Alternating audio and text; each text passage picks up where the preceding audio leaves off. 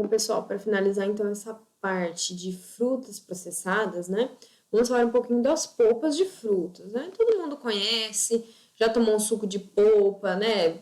Você pode observar no mercado, as polpas de frutas geralmente vêm congeladas, né? Para que você possa utilizá-la diretamente para fazer um suco, né? Então, as polpas de frutas, de acordo com a instrução normativa número 1, de 7 de janeiro do ano 2000, então, a polpa de fruta é um produto não fermentado, não concentrado, não diluído, obtido de frutos polposos, através de um processo tecnológico adequado, com teor mínimo de sólidos soltais proveniente da parte comestível do fruto.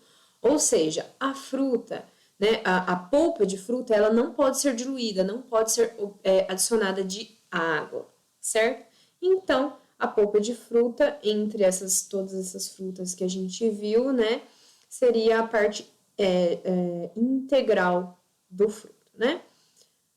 As polpas são muito utilizadas, principalmente em estabelecimentos que comercializam alimentos, né? São muito utilizadas para fazer os sucos. Por quê? Porque elas são mais fáceis, né? A polpa já vem ali pronta só para ser batida com água para fazer um suco, certo?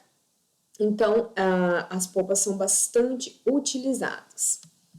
Vamos lá, então. Para finalizar a parte de frutas processadas, então, a indústria de processados, em geral, é responsável por consumir 53% daquela quantidade que eu falei lá de frutas que é produzida, né? Ou seja, 23,8 milhões de toneladas. Ainda assim, o total de volume de uma indústria de processados, que uma indústria de processados consome, é 24% para o mercado interno e 29% para o mercado internacional. Então, é um mercado muito, muito amplo, né, para a economia do nosso país, né, as frutas são muito produzidas, né, giram uma grande parte da economia, as frutas processadas também são destinadas parte para o mercado interno, parte para o mercado externo, né, então elas são muito importantes para o nosso país. Bom, pessoal, agora nós vamos ver outras bebidas produzidas através de frutas. Vocês sabem, né, que existem diversos tipos de bebidas, não só essas que eu falei, que são frutas processadas diretamente, né?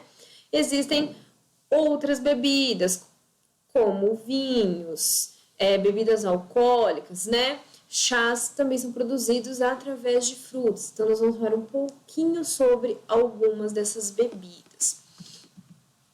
Então, primeiro as bebidas alcoólicas, né? Nós vimos lá os sucos, néctares, refrescos, refrigerantes são bebidas não alcoólicas.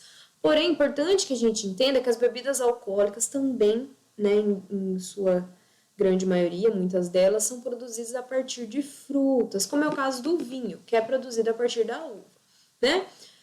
Então, o que são as bebidas alcoólicas, gente? São bebidas que possuem sua composição álcool comum, cujo princípio ativo é o etanol, né? Essa cadeia aqui. Todo mundo sabe que as bebidas alcoólicas têm álcool, né, gente? Tá, mas como que esse álcool aparece na bebida? O que eu faço? Eu pego a uva e misturo o álcool lá que eu compro no mercado? Não, gente, pelo amor de Deus, jamais faça isso. Como que as bebidas alcoólicas são produzidas? Elas são produzidas a partir de um processo chamado fermentação. Né? O que é a fermentação? É um processo em que micro-organismos, geralmente as leveduras, certo? São adicionadas a um suco de fruta, por exemplo, aqui na uva, né? Nós temos o chamado mosto, né? O mosto de uva, então um líquido que é concentrado em uva, né? Um suco de uva, né? Basicamente é isso. Então, eu vou adicionar nesse suco de uva esses micro-organismos, que são as leveduras. As leveduras, né, esses micro-organismos, que são esses micro-organismos utilizados para a produção de bebidas, não fazem mal à saúde, são micro-organismos bons, né? Nós vimos lá no nosso módulo anterior os tipos de micro-organismos, né? Então, as leveduras são micro-organismos úteis para a indústria, né, de alimentos e bebidas. Então, nós vamos adicionar esse micro-organismo dentro do suco de uva. O que esse micro-organismo vai fazer? Ele vai consumir os açúcares da uva que está ali, ele vai digerir esses açúcares, né?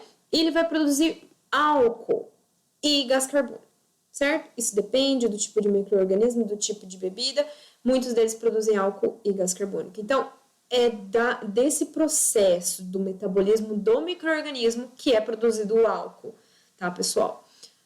Não tem relação com pegar um álcool lá no mercado e adicionar no suco de uva e eu vou ter um vinho, gente, pelo amor de Deus, né? Então, todo mundo precisa ter essa noção básica de como é feito, como são feitas essas bebidas alcoólicas, certo? Então, esse processo de fermentação, ele é um processo muito antigo, já era feito pelo homem há cerca de 10 mil anos, principalmente para a produção de vinho e de cerveja, né? O vinho à base de frutas, a cerveja geralmente à base de cereais. Porém, podem existir algumas cervejas saborizadas, né, que tem uma mistura de frutas, existem as cervejas artesanais, hoje em dia tem diversos tipos, tá? Mas, basicamente, aqui vamos dizer que o vinho é o nosso foco, porque ele é produzido diretamente sempre de uma fruta que é a uva, tá? Alguns povos, então, utilizavam esse processo de fermentação para fabricar bebidas alcoólicas, como os egípcios, os germanos e os israelitas, tá? Então, esse processo de fermentação já é utilizado há muitos anos. Então, falamos sobre as bebidas fermentadas, né? O vinho é uma bebida fermentada, uma bebida alcoólica. Tá, mas existem também as bebidas destiladas. O que são as bebidas destiladas?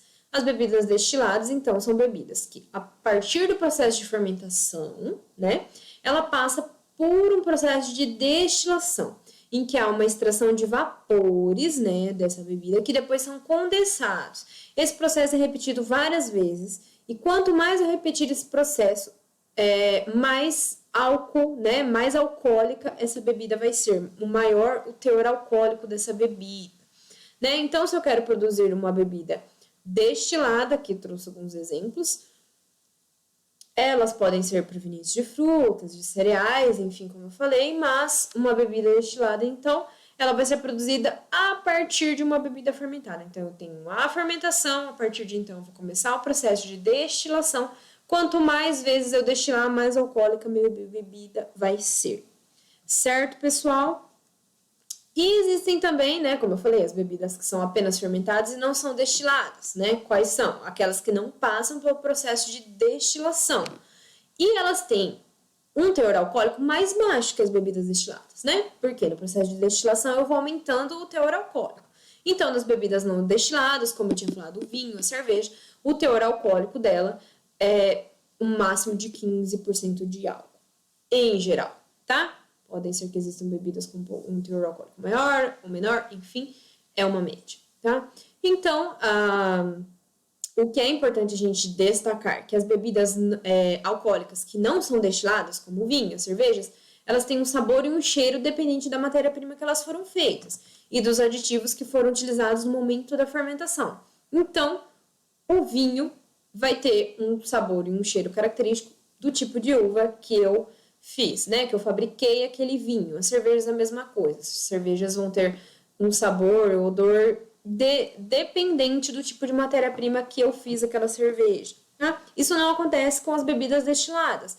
Como as bebidas destiladas vão passando por esse processo de destilação, eu não sei, ao fim, perceber de que fruta foi feita aquela bebida destilada, certo? Por quê?